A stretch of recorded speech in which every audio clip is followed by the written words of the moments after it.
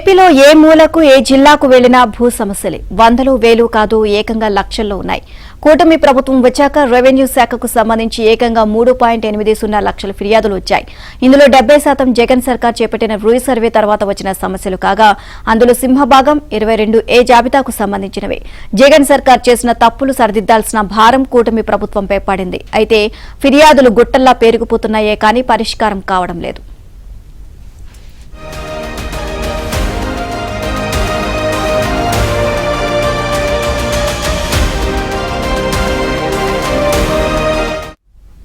కూటమి సర్కార్ తమ సమస్యలను పరిష్కరిస్తుందని ఎంతో ఆశతో ఎదురుచూసిన రైతులు, స్థలాల యజమానులకు నిరాశ ఎదురవుతుంది.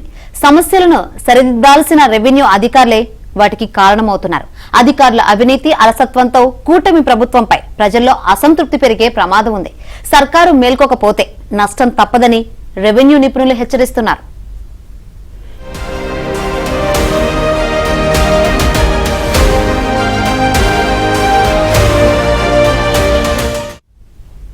రెవెన్యూకు సంబంధించి ఎన్నో ఏళ్లుగా వివాదాలు ఉండగా జగన్ సర్కార్ చేపట్టిన రీసర్వే తర్వాతే ఏకంగా లక్షల సంఖ్యలో పెరిగిపోయాయి.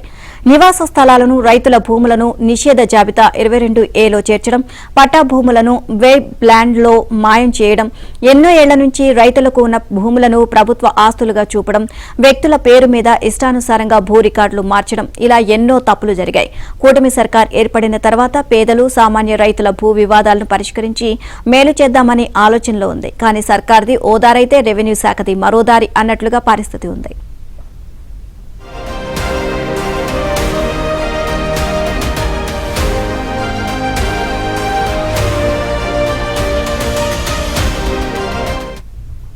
ప్రజా సమస్యల పరిష్కారమే ఎజెండాగా సర్కారు ముందుకు సాగుతుంటే వాటిని అడ్డం పెట్టుకుని మరిన్ని అక్రమాలకు తెరలేపుదామన్నట్లుగా కొందరు అధికారులు ప్రయత్నిస్తున్నారు. దీంతో భూ వివాదాల పరిష్కారం కాగితాలకే పరిమితమవుతుంది. రీసర్వేకు ముందు, తర్వాత కూటమి సర్కారు వచ్చాక కూడా అధికారుల తీరు మారడం లేదనే విమర్శలు వస్తున్నాయి. జగన్ హయాంలో రెవెన్యూలో పెంచు పోషించిన అవినీతి, అక్రమాలు ఇంకా కొనసాగుతున్నాయి. రీసర్వే జరిగిన గ్రామాల్లో సభలు, రెవెన్యూ సదస్సులతో పాటు ప్రభుత్వానికి రెవెన్యూకు సంబంధించి 3.80 లక్షల ఫిర్యాదులు వచ్చాయి.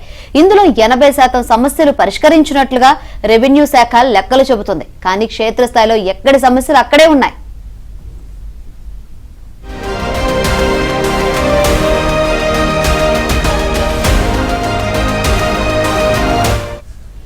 జిల్లాల పర్యటనలో రెవెన్యూ శాఖ ప్రత్యేక ప్రధాన కార్యదర్శి ఆర్పి సిసోడియాకు ప్రజల నుంచి ఫిర్యాదులు వెలువెత్తుతున్నాయి.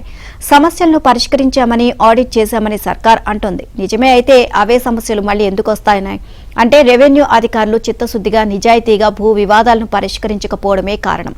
అధికారులు మాటలు చెప్తున్నారు తప్ప ఆచరణలో పరిష్కారం చూపడం లేదని కూటమి పార్టీల నేతలే అంటున్నారు.